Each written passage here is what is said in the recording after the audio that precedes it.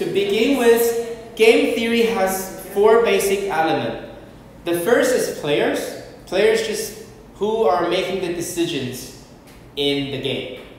Okay. And strategies are players' choice profile in the game. Remember that, or take a very serious note here, that a strategy is a choice profile, not an action. Action and choice profile, action and strategy are 2 different things. Okay, for example, if you play a blackjack game, everybody knows what's blackjack, right? Okay, if you play a blackjack game, and the dealer gives you 2 cards, and now you know you have 15 points in total. You can either hit it, or say, I forgot the other term. Basically, don't want the second card.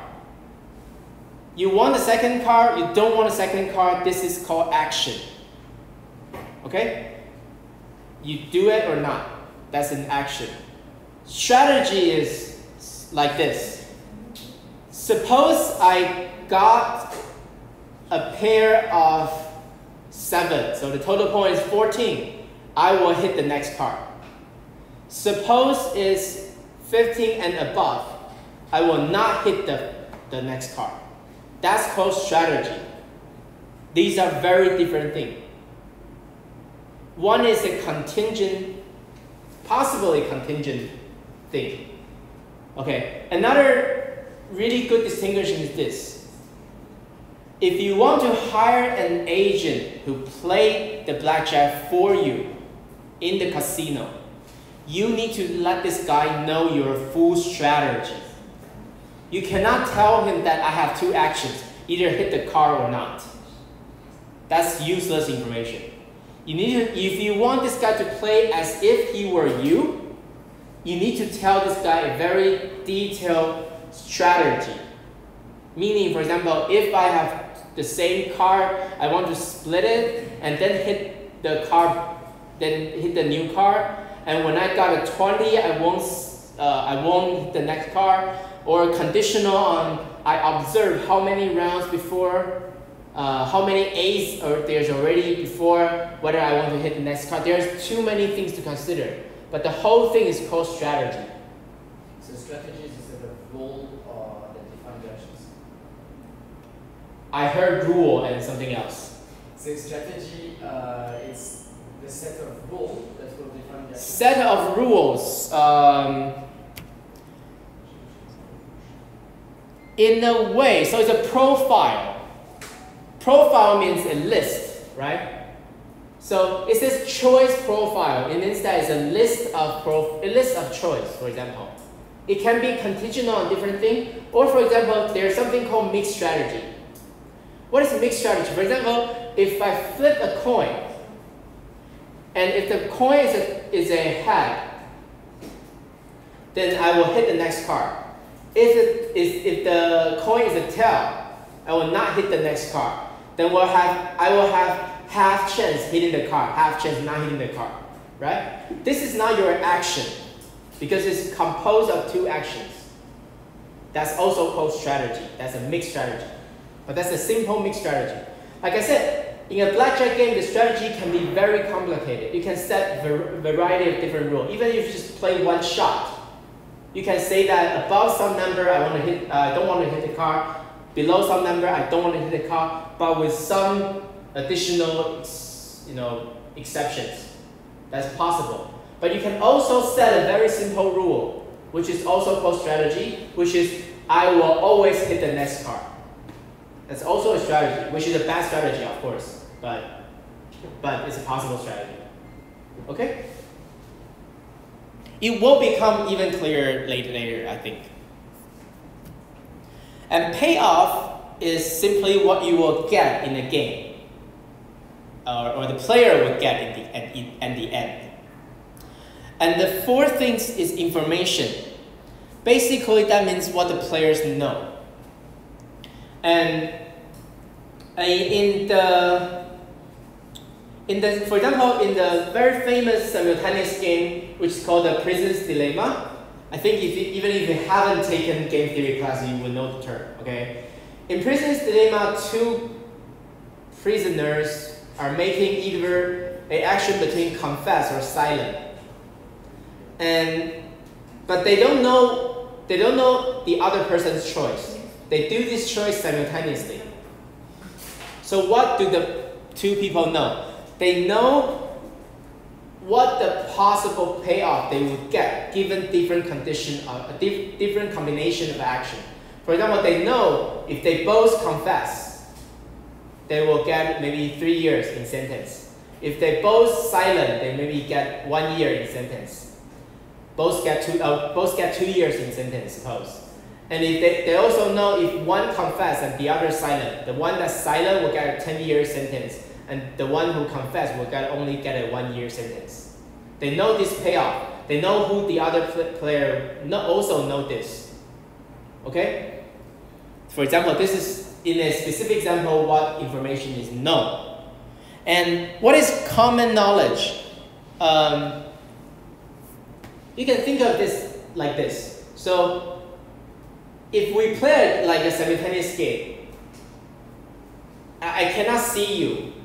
One thing that I need to know is that I need to know that you know we are playing the same game, right? Otherwise, you don't even know what the other person would do if you don't know what it. But he would also need that information from you. He need to know what you know. And in a way, you can go even further. I need to know that he knows I know. Because if I don't know he knows I know, he may anticipate a different play from me and do something anticipate from me. So, but this can go even further, right? I also want to know whether I know you know I know you know. Okay, so this can go actually infinitely many rounds. If we know for sure this can go for infinite many rounds, then that's called common knowledge, which is not that hard to impose. For example, if I show you the game rule in front of both of you, and then separate you into two different rooms, then everybody would know that everybody knows the same thing.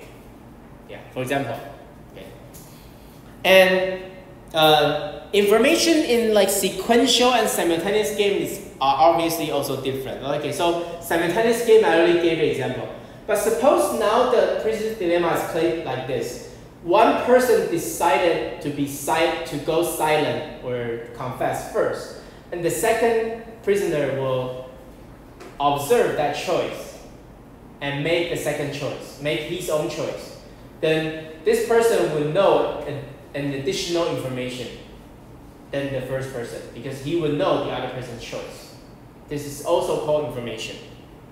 Okay.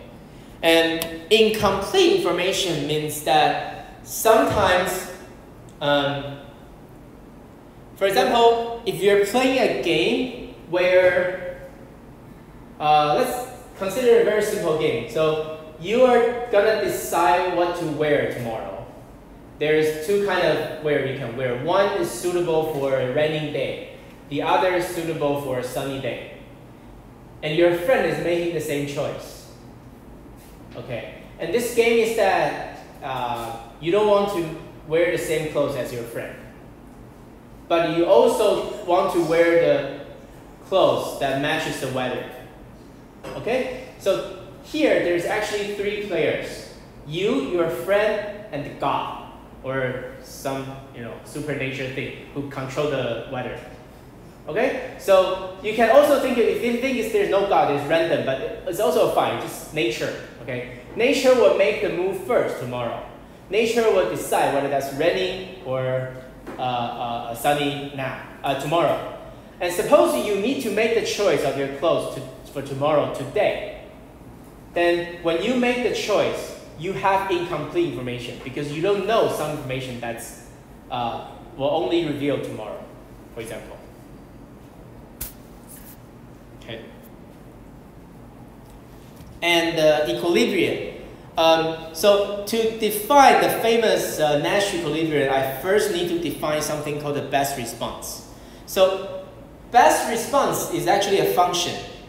Okay, it's actually a strategy. Okay, so best response itself is like this. Given the other person's action or strategy, I can have a best sort of best response to that. Okay, if you're playing rock, paper, and scissors, if you know the other person is playing a scissor, what's your best response? Rock. Yeah. So that's called best response. What is the best response? So best response in general is a function. This function is, for example, in the rock, paper, scissors game, the function is that the other player plays scissors, you play rock, the other plays rock, you play, what's this? Paper. And the other player play the scissors, you gotta play the rock, please. Paper, you want to play the scissors. There's a routine, right? That's the whole function. If you tell someone this function, for example, he can use this function to play. You will know this is a possible rule, for example. Okay, that's called the best response. Okay, and if I collect player 1 strategy and the player 2 strategy, and somehow conditional on player 1 is playing that strategy, the second player is playing the best response to that first strategy, and vice versa, then this is called a Nash equilibrium. So they're best response to each other, basically. In the rock, paper, scissors game, it cannot be like this. Or if you play pure strategy, there's no Nash equilibrium. Because if you play scissor, the other player play the best response is rock, right? But your scissor is not a best response to his rock. Only his rock is the best response to you. In Nash equilibrium is where your strategy is the best response to your opponent's strategy, and your opponent's strategy is the best response to your strategy. So you're sort of locked into each other. Since you are using the best response, given the other player's play, you cannot make a better move than the best response, right? Okay. Yeah, so we use the term move, not use the term move, we'll use the term deviate. That means you are moved from the current strategy. Deviate, okay, this is a terminology sort of things, okay. So if both people are playing the best response, we'll have the example later, which is making that clear. But if both people are playing the best response toward the other person's strategy, okay, then this is an equilibrium. And the reason why this equilibrium is called the Nash equilibrium is because the famous mathematician and the economist Nash proved this theorem that all games have a Nash equilibrium. But this Nash equilibrium can be either pure or mixed strategy Nash equilibrium. Okay, so for example, if in the exam, I ask you to find Nash equilibrium, the answer cannot be there is no Nash equilibrium. It's impossible. Okay, it must have at least one. Okay? Okay, we'll come back in 3 o'clock.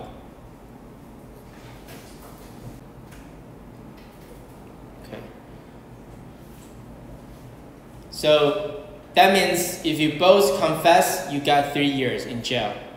And if one's silent, one confess, you go to this grid, which the one who confessed get only 1 year, and the one who's silent get 10 years, and so on. Okay? So the first ability that you need in game theory is that you need to know how to translate a story into a game matrix or normal form like this. Okay, otherwise you won't be able to proceed with any of the analysis, basically. with some exception, but generally speaking, that's true. This is another way to draw the game. It's called the extensive form. So in this case, it seems like the first one who makes the decision is player A. He chooses confess or silent. After he make the choice, this is like the decision tree, right? It's just, you used to have a horizontal one, now we have a vertical one, okay? And then player B will decide confess or silent, confess or silent. But here we have this dashed line circle. This circle means what? It means that when B is making this decision, B does not know which position he is in. So between these 2 points, B has no idea which point he is in.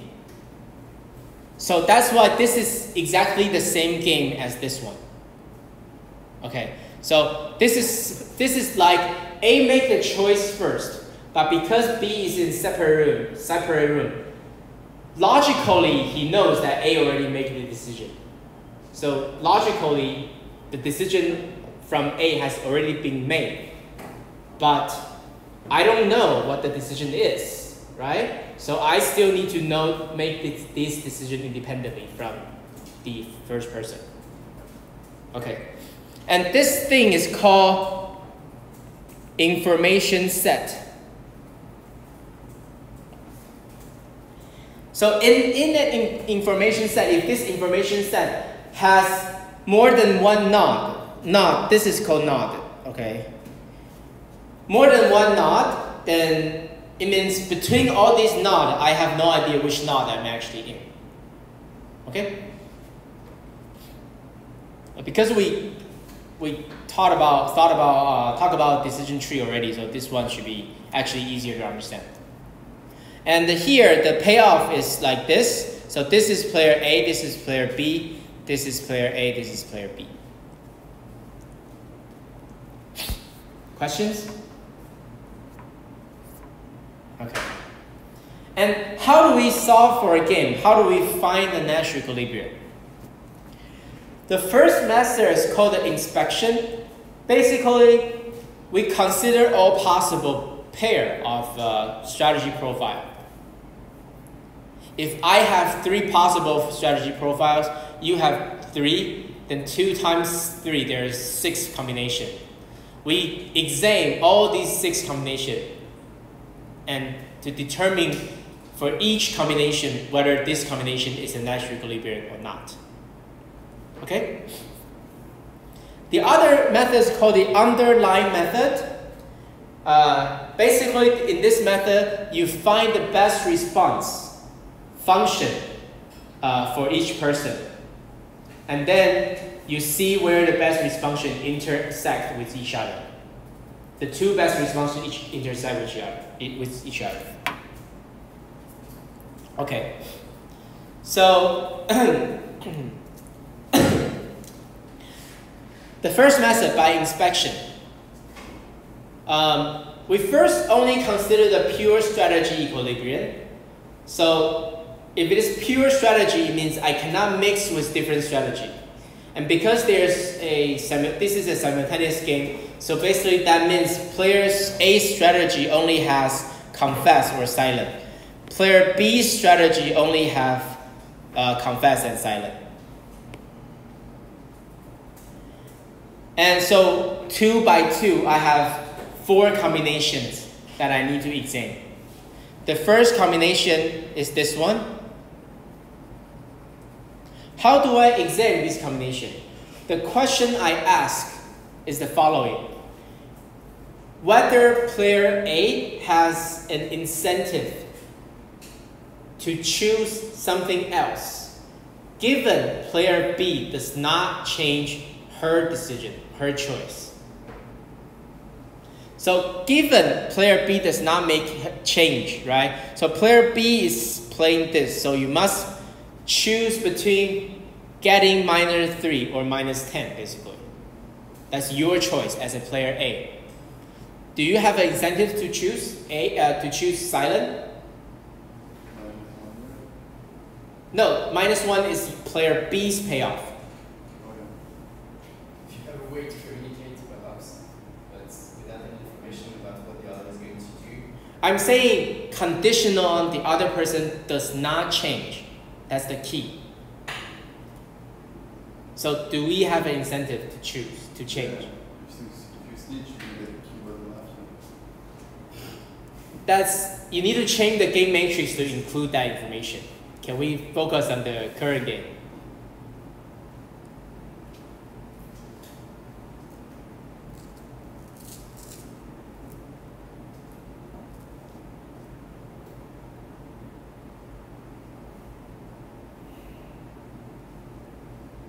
No answer?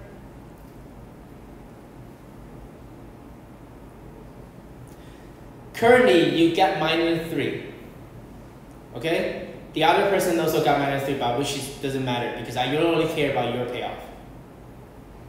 Conditional on the other person is still confessed. Do you want to go to silent instead of confess? Why not?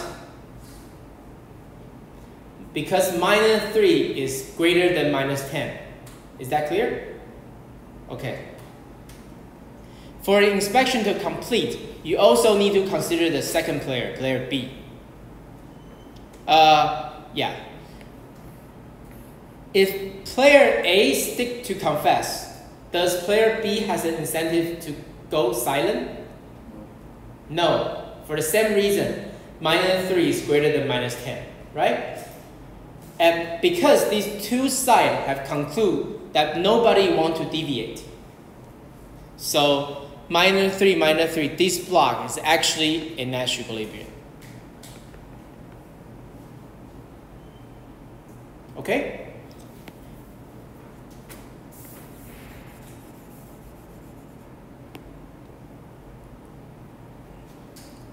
Then we go to this block. -1 and -10. So suppose player 1 confess, player B silent. Does player A has an incentive to change to silent? No, right? Okay, so one checkbox check. But for player B, suppose the other person confess and I'm silent. Do I have an incentive to deviate to confess? Yes, right? So at least there's one person that has the incentive to deviate. That means this one is not NE.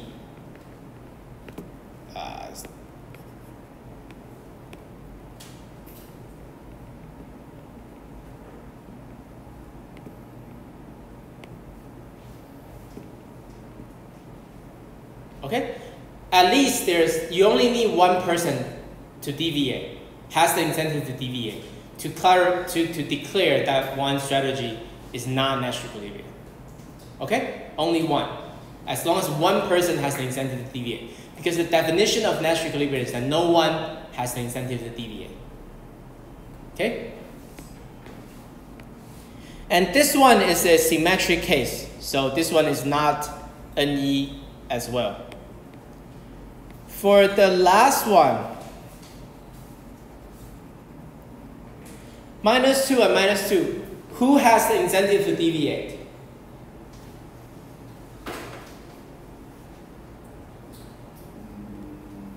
Or neither of them have the incentive to deviate?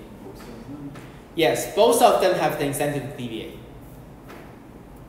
So this obviously is not NE as well. So there's only one Nash equilibrium here.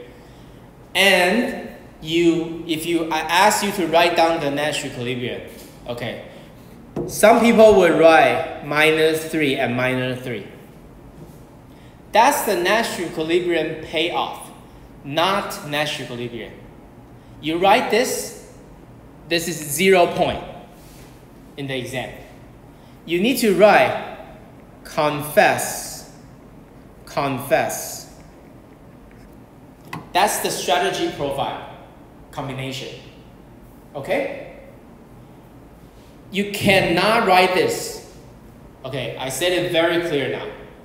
You cannot write this. I will definitely not give you even a PDF grade for this because I've seen too many times. Okay, please. The other method, the underline method, go like this. Okay, so conditional on the second player, player B is playing confess. What is my best response? Confess, right? Then I will make an underline under the corresponding payoff. Conditional on the other person is playing silent. What is my best response? Confess too, right? So I will make a underline under the corresponding payoff. And then I go to the player B. Conditional on player A is playing confess. What is my best response? Confess. So I make a underline under that payoff. Okay? And so this is the other person choose confess. Now the other person choose silent. What is my best response? Confess, right? So it's here.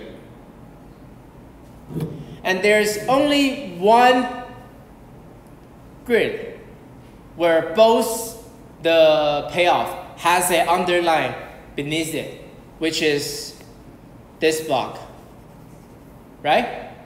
Then that is the Nash equilibrium strategy, Nash equilibrium. If there are more than one grid that has both payoff underline, that means that there are multiple Nash equilibria. Okay? So the plural of equilibrium is not equilibrium, so it's equilibrium. Yeah. Okay. It's an A. Okay. So this method, basically, we are finding the best response function. And we find the point where the two best response functions intersect with each other. Okay? Here, notice that you told me this. Basically, if the other person, doesn't matter if the other person confess or silent. Confess is my best response, right? This kind of strategy is called a dominant strategy. Dominant in the sense that I don't care about what you think. This strategy dominant over some other strategy. Okay, so if you have suppose 3 different strategies, as long as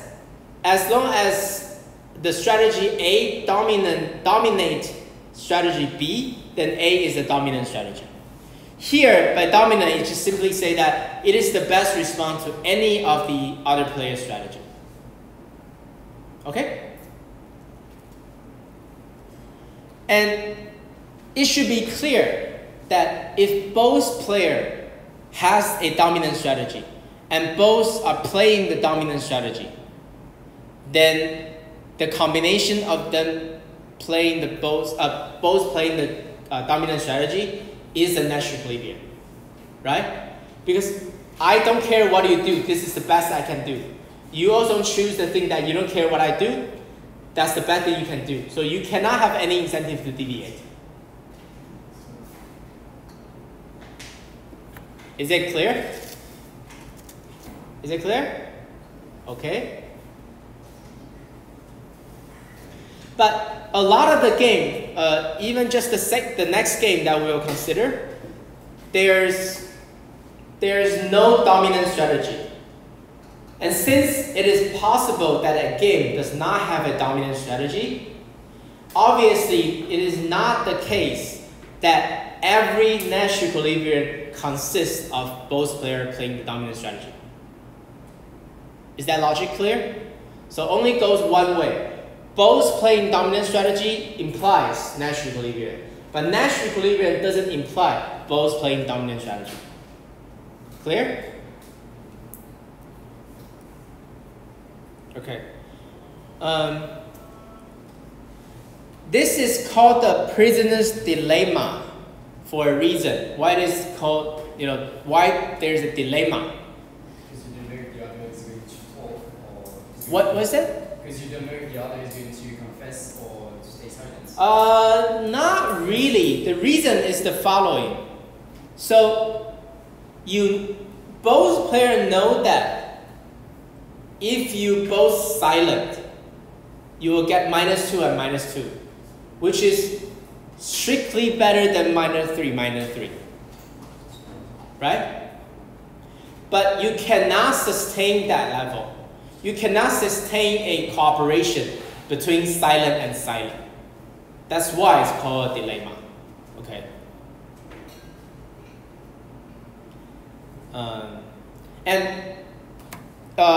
The reason why, so first of all, why do we talk about game theory in this class? First of all, game theory is just decision making with multiple people interact with each other. Okay, so it's part of the decision theory. Second, game theory actually has the very wide application in the world. For example, you don't really become a DA that often, and you don't go to a prison that often, or that's true, but prisoner dilemma can actually be applied to a lot of the real world example. For example, recently the OPEC decided to, so I should say this, so you guys all know what's OPEC, right? OPEC.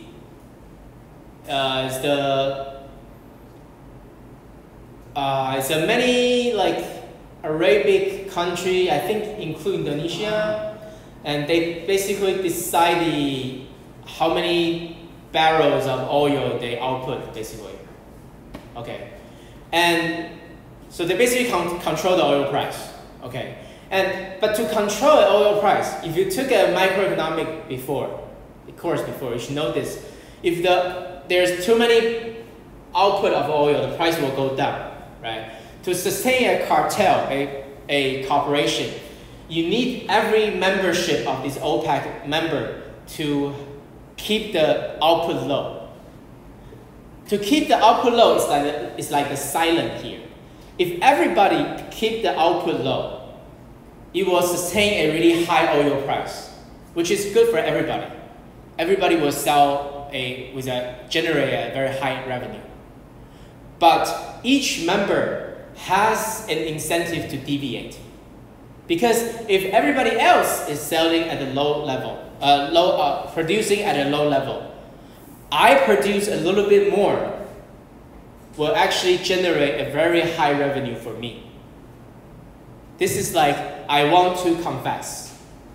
Okay? So actually, how to break the cartel or how to sustain a cartel, this is all part of the topics that game theory can analyze. Okay, that's just an example, but basically this is not restricted to specific. This is applied to all the games we will talk about.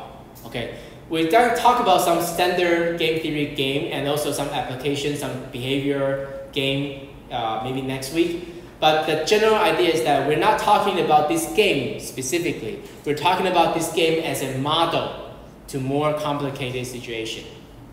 Okay?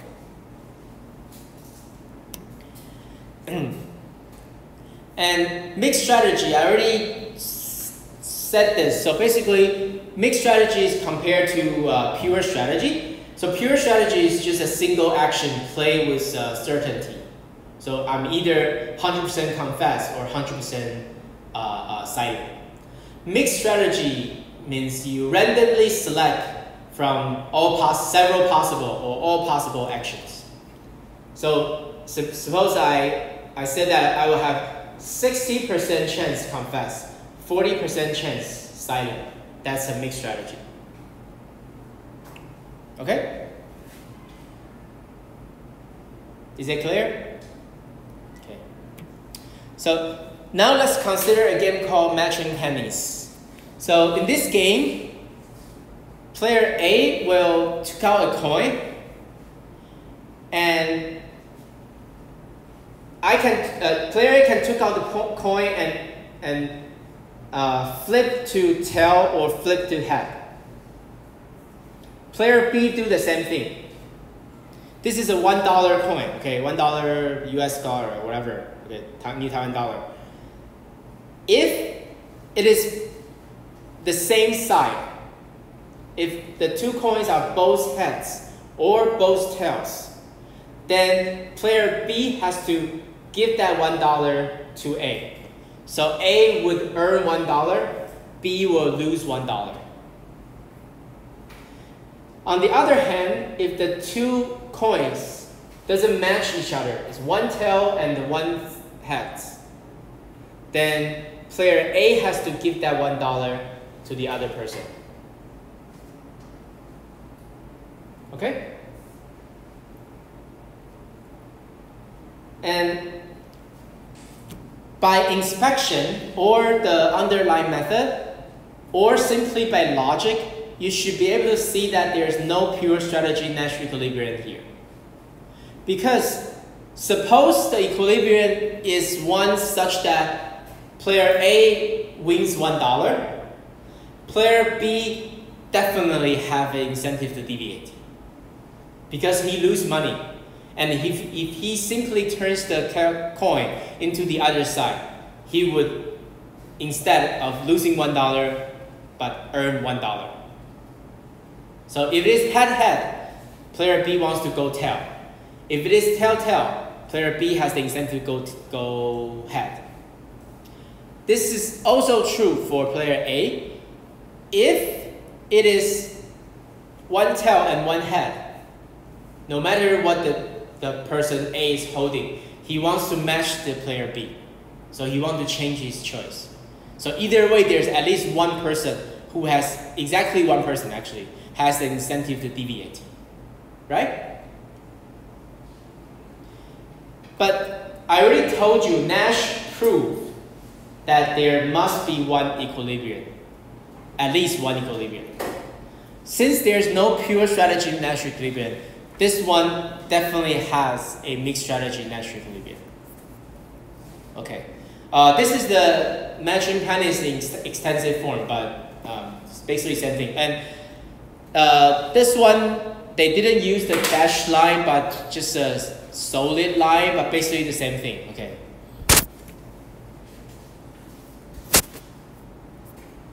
Okay, so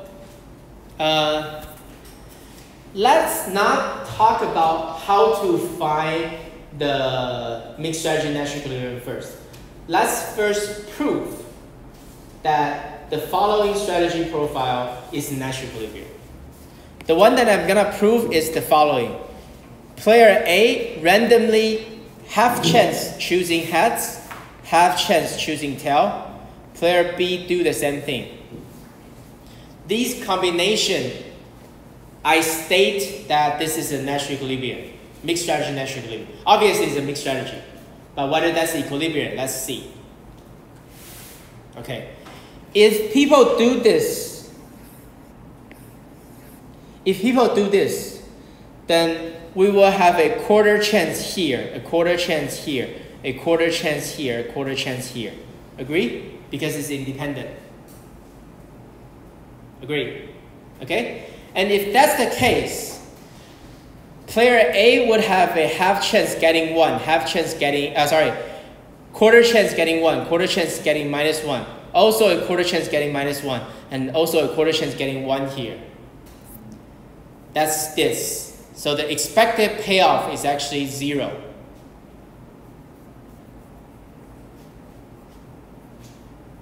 Okay? And does the player A has incentive to move? So again, the incentive to move is given the other player is playing that strategy. Playing that strategy that she or he is currently playing. So that means basically the second you are playing as player A, okay? You're playing as player A. Player B now says that he will randomly basically flip a coin. Can you choose a strategy to earn something better than expected payoff of 0? No, right? Because the other person is random now, you don't have any chance of winning more than 0. So, and currently your expected payoff is 0. So you don't have incentive to move. If it is equal, we say that there's no incentive. Okay? And this is true for player B as well. Since you are random as well, the player B doesn't have, player B, whatever strategy she or she pick, the expected payoff will be exactly 0 as well. You can check that yourself. Okay? So basically, none of the player has the incentive to move. That's why this is a natural equilibrium. Okay? This is how you examine a mixed strategy profile to check whether this profile of mixed strategy is a natural equilibrium or not. Okay?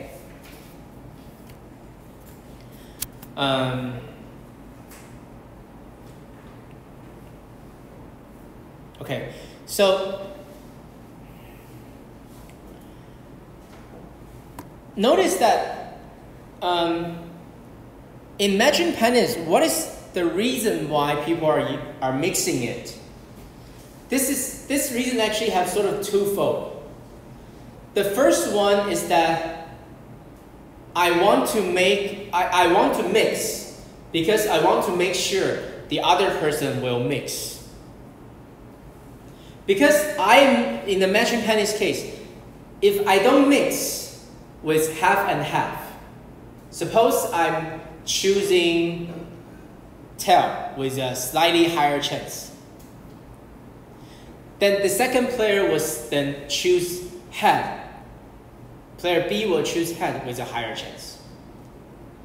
And in that way, both players will want to change that and further increase the probability or decrease the probability. So that's not equilibrium. The reason why you use a mixed strategy is not just you want to mix it because you want to maximize your utility or your payoff. It's also you want to make sure the other person is not gaining from you not mixing enough, sort of. That's the key here. Okay, so you will find the following.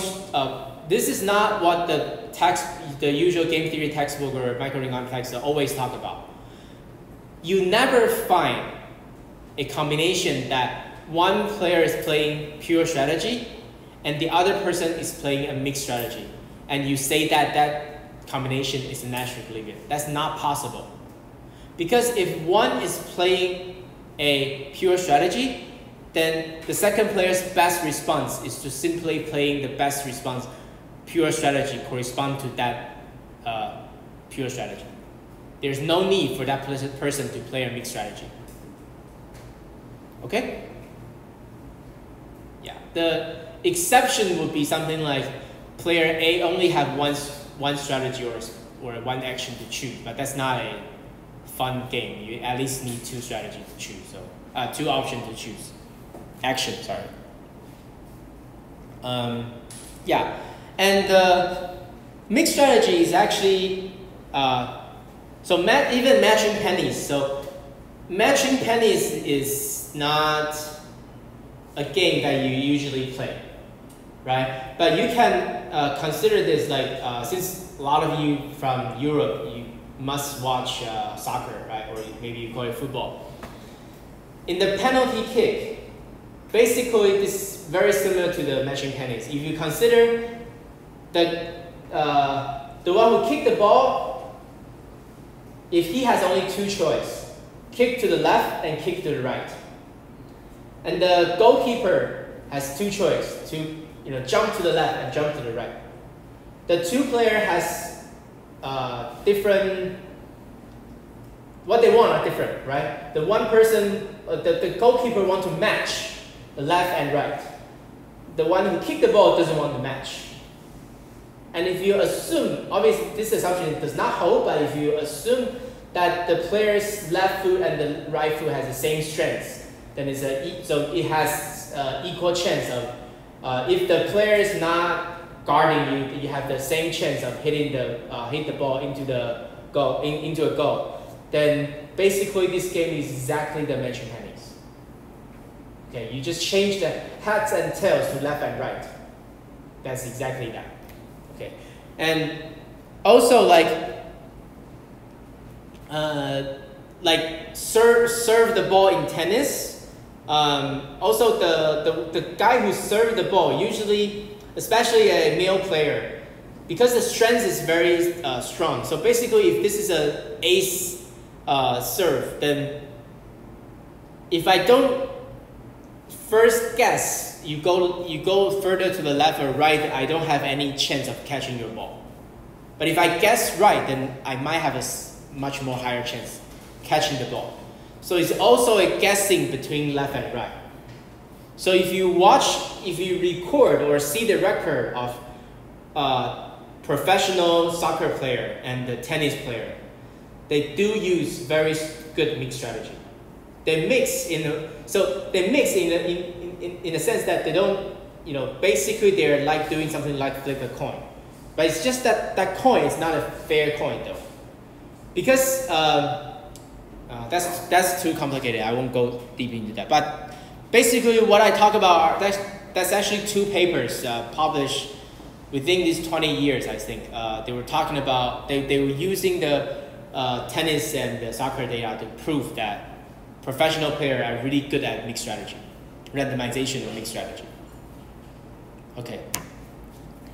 The second game is called the Battle of the Sexes. Maybe we should switch the wife and husband to girlfriend and boyfriend, since I think most of you haven't married yet. Okay, but basically in this game, player A, the wife, so the story goes like this. The couple want to go out for a evening, and they have 2 choices: either to go to the ballet or go to the boxing. They both can choose a location to go. Okay, and they do want to go together. So if one go to ballet and the other go to boxing, either way they gotta pay off is 0. Okay, but if they both go to ballet, the wife is a little bit happier. If they both go to boxing, the husband is a little bit more happier. Okay?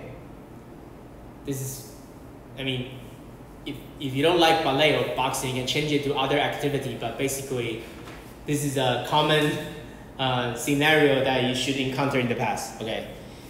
And here, there are 2 obvious Nash equilibria. Okay. One is this, one is this. So both choose boxing and both choose ballet are 2 obvious Nash equilibria. So the logic goes like this. If they both go to ballet, neither of them has an incentive to go to boxing, given that the other person is already at the ballet. Right? And if they're both in boxing, obviously the husband is the most happy guy here. But even the wife, she doesn't have the incentive to change, to go to ballet. Because if she goes to ballet and the guy stay in the boxing, it's 0-0. Okay? So, but there's only 2 Nash equilibria here. And there's also a important observation here, is that if you do a game theory exercise like this, if you find an even number of mixed strategy, that usually means you miss one strategy, one Nash equilibrium, because there are usually odd number of Nash equilibriums.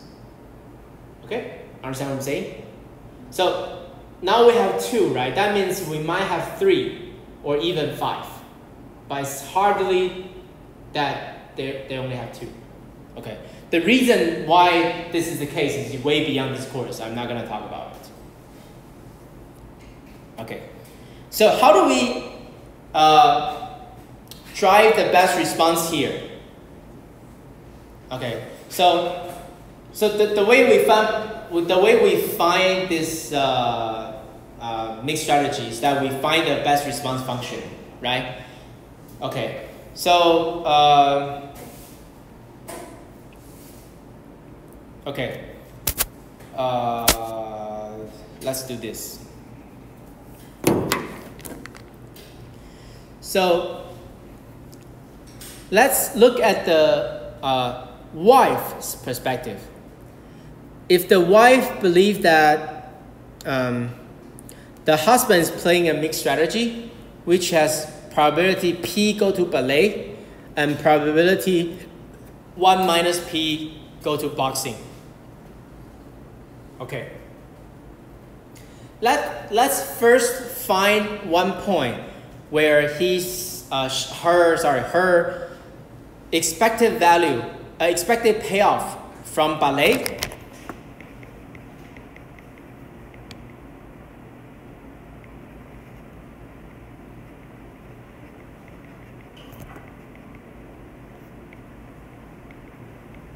is equal to its expected payoff from boxing. Let's first find that point. So let's first find the expected payoff from ballet. We sort of done this before, right? So what is the expected payoff from going to ballet for the wife? 2P, not 2. Understood? 2 times P. It's actually 2 times P plus 0 times 1 minus P, but since it's 0, it goes down, goes out. What is the expected payoff of go to boxing?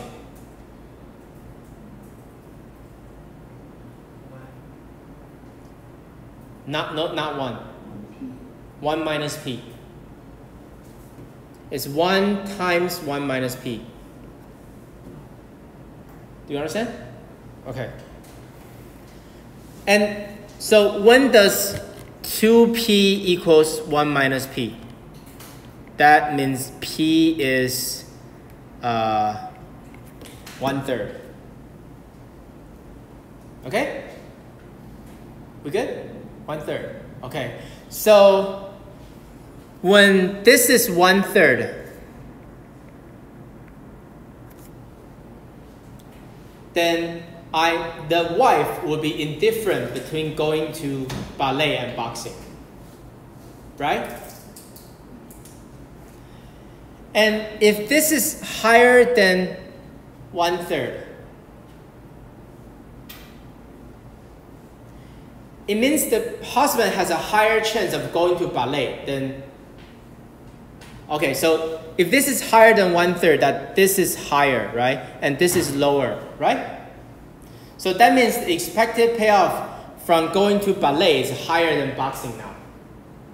So if it is higher than 1/3, the wife should choose to go to ballet. If it is lower than 1/3 on the other side, on the other hand, the wife should choose boxing, right? Okay, so this gives you the green line here. So if it is 0 to 1/3, my strategy would be going to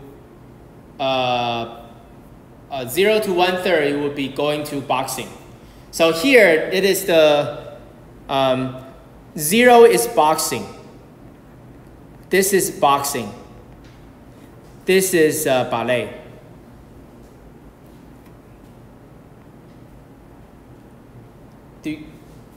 So don't look at the red line now. Just look at the green line.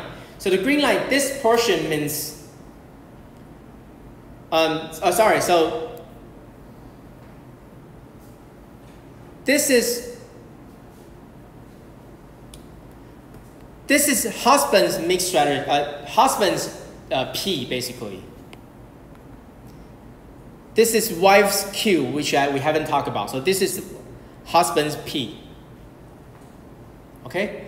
And you can think of this as a different probability as Q, which is the probability that someone would play ballet, basically. P is the probability of husband play ballet. If P is 1, that means he will go to ballet for sure. That's a pure strategy, right? And if P is 0, that means this guy is definitely go to boxing. Understood? That's the same P here. So if P is from 0 to 1/3, I got the conclusion that if P is from 0 to 1/3, wife should go to boxing. So wife should simply choose 0. That's 0 for the wife, right? Because wife is the horizontal axis. Okay. And if it is greater than 1/3, the wife will want to go to ballet. If he go to ballet, that's 1. Probability 1, he go to ballet. And in between, if it is exactly 1/3, remember we proved that if it is exactly 1/3, wife is indifferent between going to ballet and boxing, right? If she is indifferent between ballet and boxing, she must also indifferent between any linear combination of ballet and boxing, right? Understood what I'm saying? Because expected value of two same thing must be the same thing. Cannot be something else. Okay? So that means the whole range is the best response. That's why it's a straight line. From 0 to 1, everything is best response. Okay? You can do a similar exercise here. You assume wife's probability of choosing ballet is Q, and the boxing is 1 minus Q. You do the same analysis, you will find that Q equal to 2/3.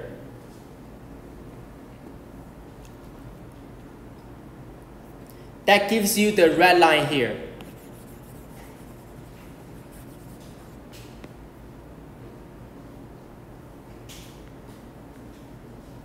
So when the wife is doing something, the probability of Q is under 2/3, I want to choose 0. If it is exactly 2/3, I can choose anything. If it is over 2/3, the probability of going to ballet is over 2/3, I want to go to ballet. Okay? And remember, we say that when the two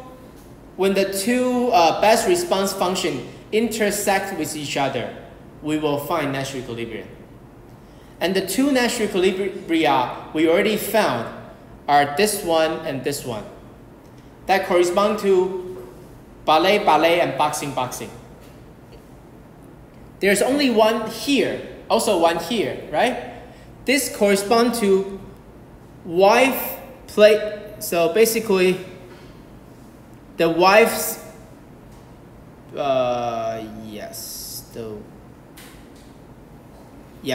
the wife P is 2/3. So actually, wife is Q, not P, sorry. Q is 2/3 and the P is 1/3. Or actually, I would like you to write like this.